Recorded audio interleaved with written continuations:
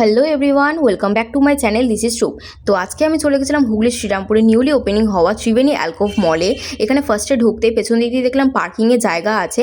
তো ওখানে আমি যাওয়া হয়নি, নেক্সট টাইম গেলে অবশ্যই তোমাদের সাথে শেয়ার করবো। বাট আমি ফেসবুকে দেখেছি অনেকটাই বড় প্লেস করেছে।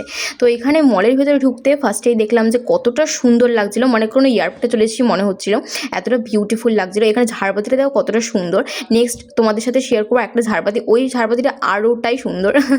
তো ফার্স্টে জুডিও থেকে শুরু করে বাজার কলকাতা থেকে শুরু করে সবই দেখলাম মিনিমাম কম প্রাইসের মধ্যেই আছে, অ্যাফোর্ডেবল প্রাইসের মধ্যে, খুব ভালো লাগছিলো। তো ওখানে ফার্স্টে ঢুকতেই আমরা ওগুলো সব ঘুরে নিয়েছিলাম। ইউএস থেকে শুরু করে 7th ফ্লোর অবধি অনেক বড় প্লেস করেছে।